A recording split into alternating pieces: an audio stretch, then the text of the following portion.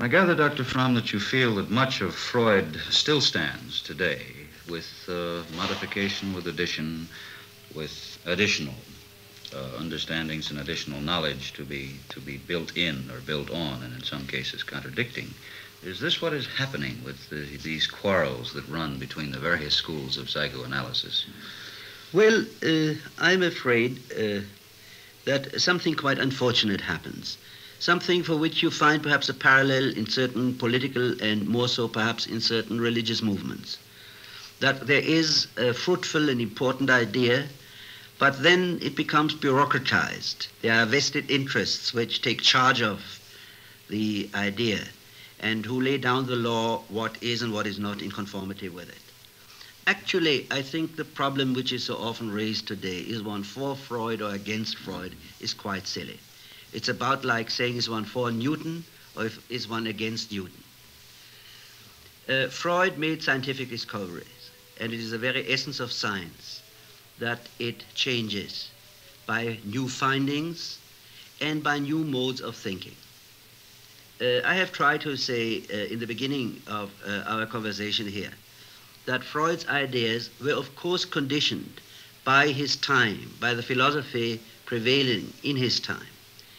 And indeed, the human race has changed considerably in its whole outlook in these last 50 years, in many ways for the worse, but in many ways also by seeing a wider horizon, by seeing new concepts.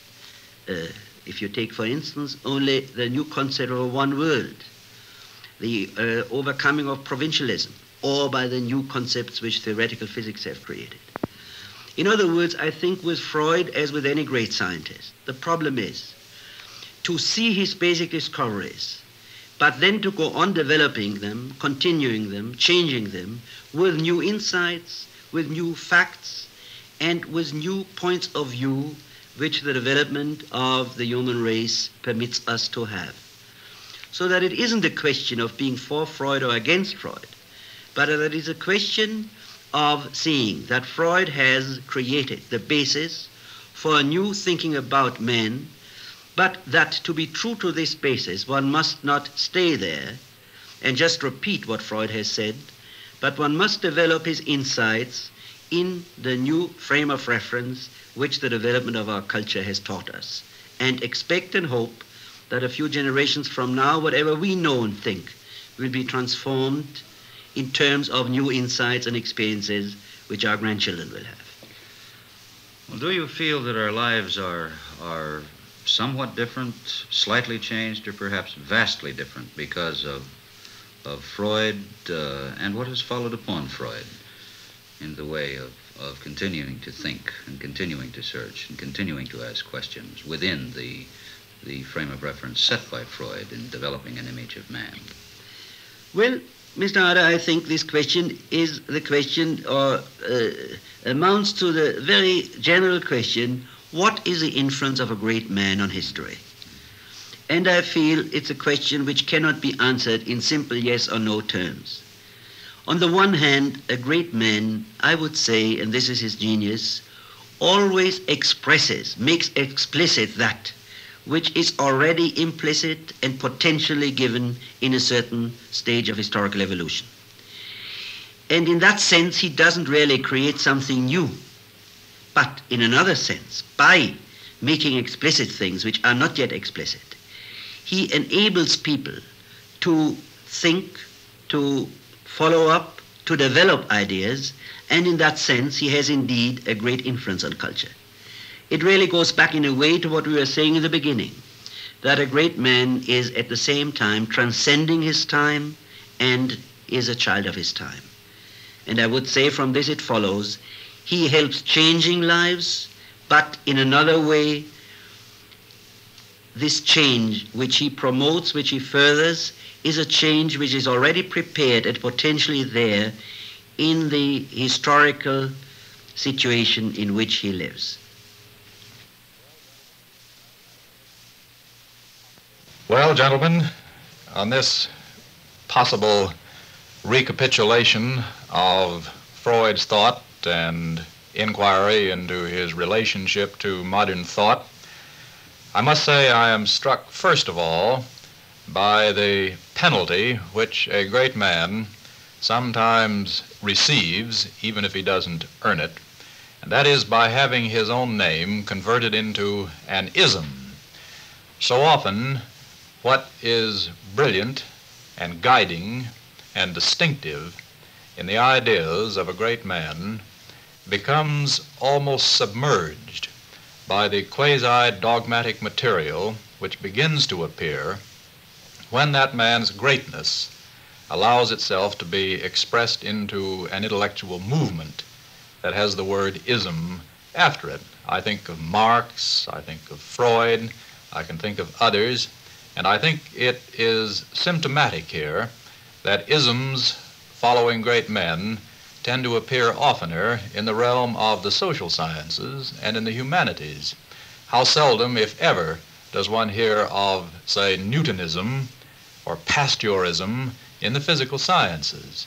And this may well be a penalty that any great thinker in the social sciences or in the mental sciences faces as a result of the very greatness and creativity of his thinking.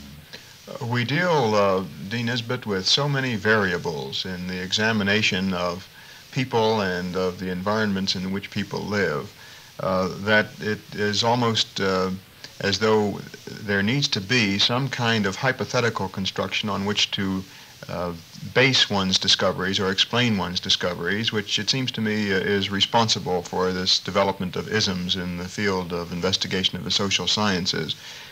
Freud himself complained throughout his life that there were too few of his followers who were making significant additions or revisions to his concepts. He was aware of the freezing tendency that was taking place with Freudianism. He was in the position very often, which he bitterly complained about, that even when he would be present in a room, people would talk about Freud and Freudianism as though Freud were some sort of traditional, long deceased individual. I have the feeling that many of his followers converted the brilliant insights and suggestive ideas of Freud into what someone has called a self-sealing system.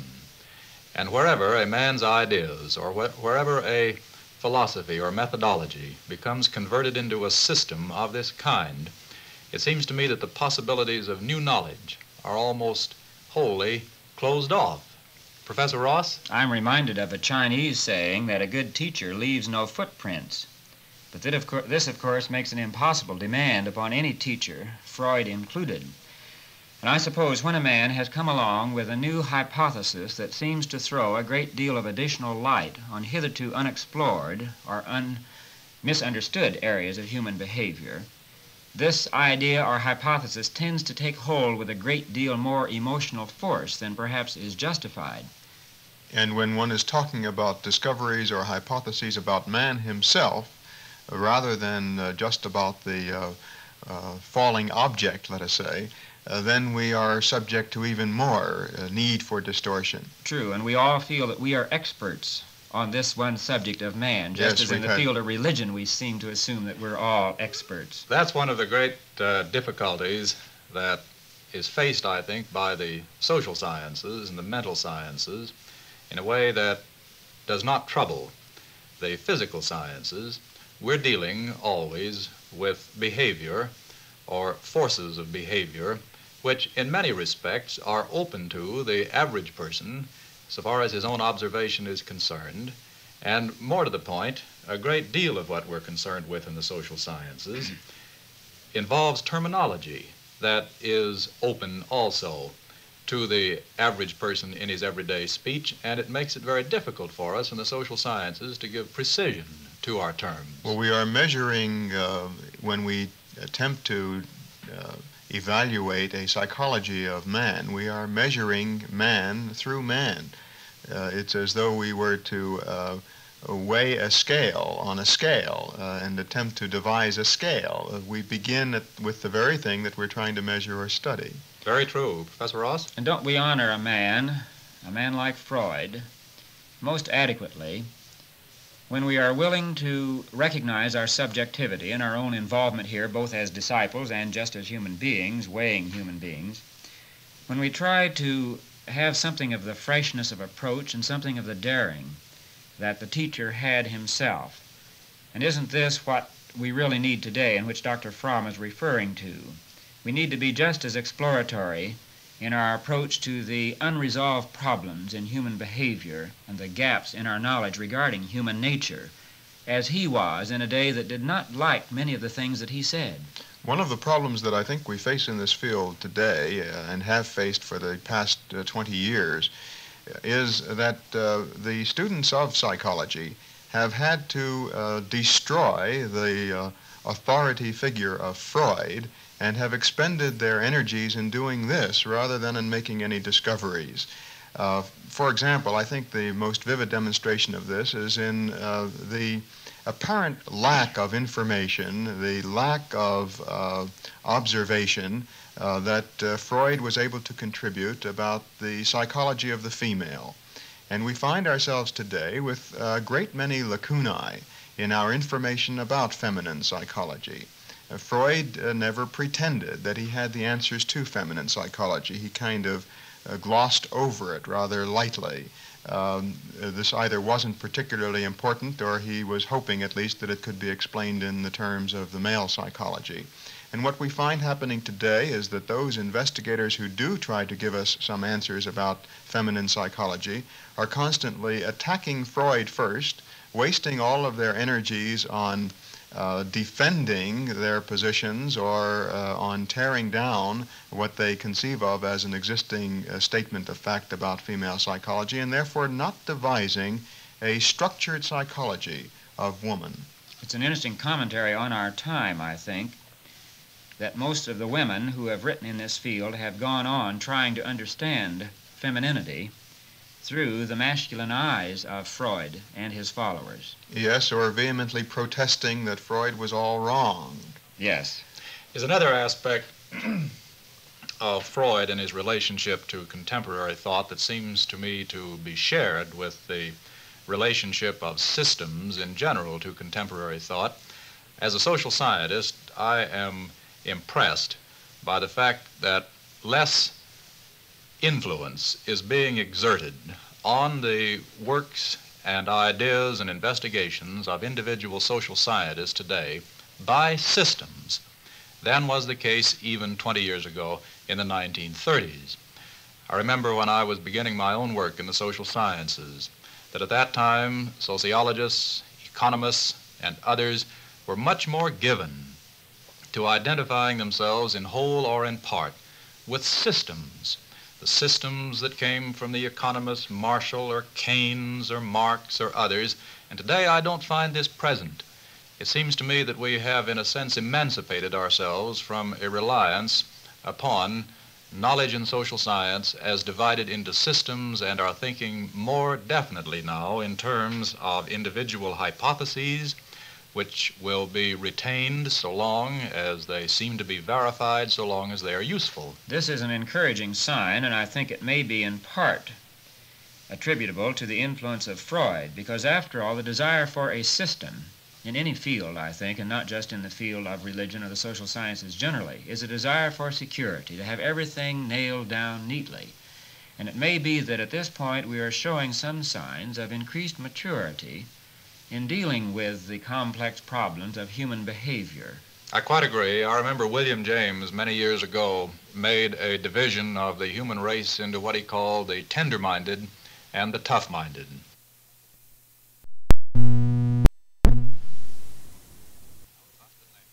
And according to James, the tender-minded mind is the tender-minded person, is the person who seeks refuge in systems, whether they are religious systems or secular.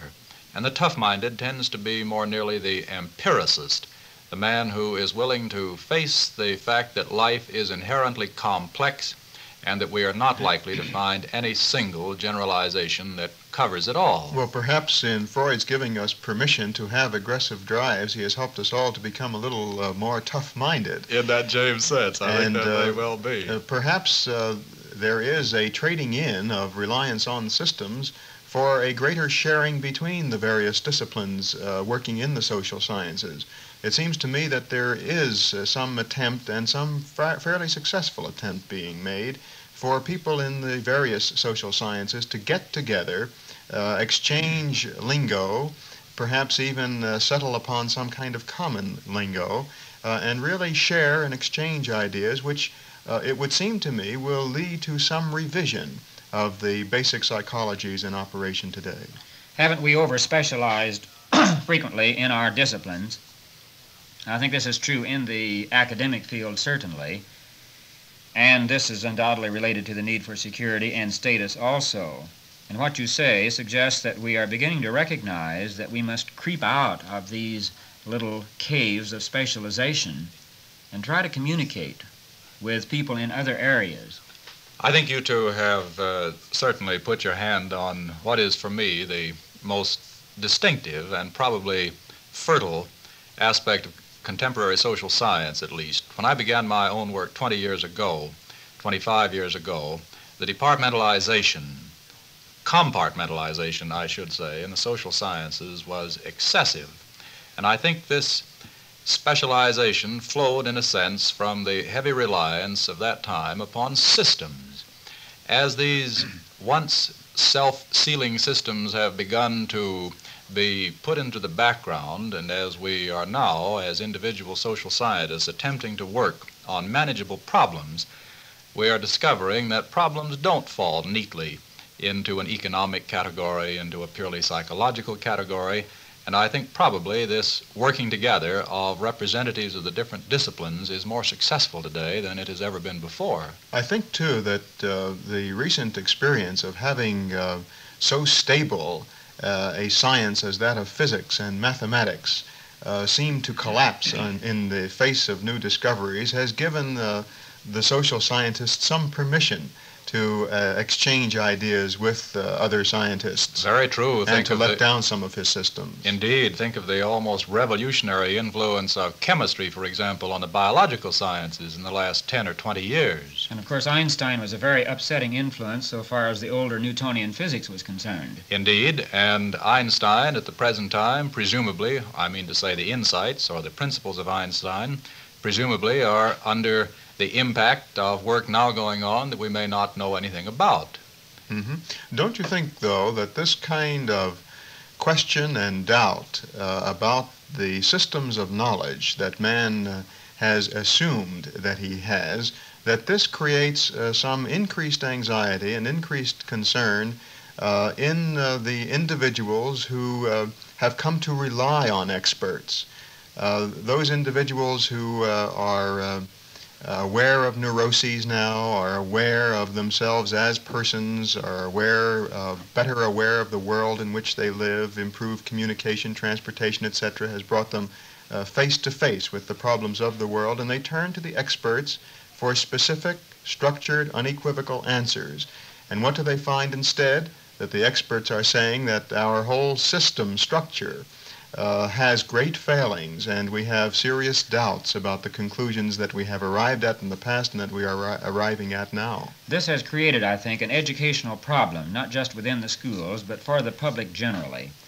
In other words, we're going to have to learn to live with our anxieties and not just think in terms of how can we get rid of all of our anxieties. For it's important, I think, that not only the experts, but the average person who makes no claim to being an expert recognize that we still know very little about many things that we would like to know. And if we accept this with some degree of humility or teachability, and I would equate those terms, then the methodological skepticism of the expert or the researcher need not terrify us. We can recognize that this is the way in which we become candidates for larger growth and larger insight. But of course it does involve real education. Some of your words, Professor Ross, incline me to a question that I'd like to direct at our colleague, Dr. Rudin, and it has to do with recognition of anxieties, but it has to do also with the quest for adjustment that seems to me to be one of the byproducts of the great influence of Freud and of psychology and psychiatry in general in our own time. Is there not a danger that we may be, in society, possibly depriving ourselves of some of the creative consequences of a little insecurity, of a little maladjustment, if we tend to convert adjustment and security into idols. We have talked before about the anxiety of man as being one of the tools by which he learns. It is only through having these anxieties, only through having these questions and concerns about his own life that he can begin to investigate his own life. We certainly develop a culture, we develop a civilization in response to anxieties. This being the case, if we are to tranquilize ourselves pharmaceutically, surgically, or ideationally, then we really do not progress. We really regress in terms of our culture and civilization. We are unable to make adequate contributions to an improved understanding of ourselves. In other words, I think I heard a psychiatrist say in a lecture one evening that anxiety can be the cutting edge of the mind in its approach to a problem. Exactly. We need motivation, and there is no better motivation than concern and anxiety about a subject. Certainly, we get to the point at times when the anxiety becomes paralyzing. But up to that point, it acts as a constructive energy for us. What we're demanding, is it not, is more realism in our approach to life. Not sentimentalism, not pessimism, or a sense of overweening guiltiness or inadequacy, but realism. And I'm reminded of a statement that somebody made along the way, that in order to see reality, or the world, or experience as it is, we must be willing for reality or the world to be what it is.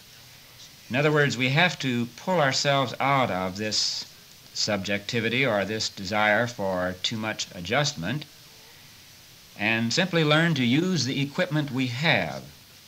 And I think that one of the contributions that Freud has made in this regard perhaps has shown up most in the area of childhood. I think a great number of people now no longer think of the child either on the one hand as a mass of perdition, as Augustine and many Orthodox Christians describe the child, nor as a bundle of sweetness and light. I think we've begun to recognize that the child is a bundle of a good many potentialities, and these can be directed in constructive ways, or they can be distorted and thus come out in all kinds of unfortunate antisocial ways. I certainly agree with you about the lasting impact of Freud's insights so far as our understanding of childhood is concerned.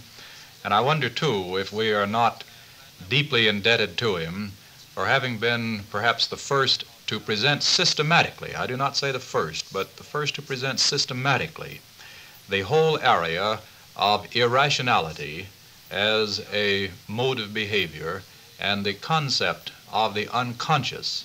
Here, it seems to me, we are dealing with the beginnings of what I think is the most important single sphere of the interpersonal sciences, and that is the study of motivation. Isn't it interesting that a man growing out of a period of rationalism should allow us to accept concepts of the irrational in ourselves and to develop a system about the most unsystematic, most illogical parts of ourselves, the unconscious aspects of our thinking? Quite right. Where I think Freud failed, in a sense, is in his lack of recognition of the truly important influence of the interpersonal relationships in adult life. I think probably the revisionists of Freud and some of the sociologists have given a great deal of important addition to Freud's earlier work along this line. It seems to me that, again, we have to recognize the history and the time factor itself. Freud, in his early work, became involved with the unconscious, the concept of the unconscious, the rat race of the unconscious, and he had to explain and define this. And he really spent a lifetime in trying to understand the unconscious processes of man, which led him into an understanding, which he was able to share quite eloquently, of the id and of the superego, but which left him with little opportunity to examine the conscious aspects of man, the ego of man, which is the part of man through which the individual has contact with the environment, so that the whole area of interpersonal contact, of interpersonal relationship, of the relationship of man to his environment was left out simply because there wasn't time to examine this. And isn't this one of the areas where perhaps some of the greatest adventuring can be done in the decades ahead? Freud threw some light into the cellar area of man's psyche. This has led some Oriental thinkers and psychologists to say that he tended to equate man with the unconscious, and from their standpoint he ignored what they call the superconscious. But from what you were saying about the ego, I'm wondering if it isn't in this area that we need to concentrate more now that we have thrown some light on the unconscious, namely, what is it that makes man distinctively man as an integrated personality? We know that he has this cellar region. We'd like to know more about it. We know that his superego can frequently be a tyrant, and Freud was in revolt against the tyrannous superego of the Victorian age. But in this area of the ego, to use Freud's term, perhaps this is where we need to do more exploration, and maybe then we will discover what a whole personality is and not think so much in terms of these three segmentations of the psyche. Quite right, and I think probably one other important difference of contemporary thought in psychology and the social sciences is that it is no longer seeking world hypotheses, and by that I mean generalizations which are aimed at the totality of man, the totality of society. We're more modest now, I think, in all of these fields, and even when we're not confining ourselves to the small hypotheses and problems, at least we don't go above the middle-sized hypotheses and problems. This is again a part of our caution. We're thrown in with the other disciplines working in related fields, and we find that their discoveries are so relevant to our own that we do need to be more cautious about our statements. That's right. What we refer to as caution and modesty are byproducts, I think, one, of the diminishing lack of faith in great secular systems of thought, and second, and I think probably more important, the healthy recognition of the possibilities of interrelationship of the social sciences. Well, gentlemen, I think we have reached the concluding point, and to you, Dr. Floyd Ross, Professor of World Religions of the Southern California School of Theology, and you, Dr. Edward Rudin, Chief Psychiatrist of the Riverside State Mental Hygiene Clinic, our thanks for a pleasant and profitable discussion.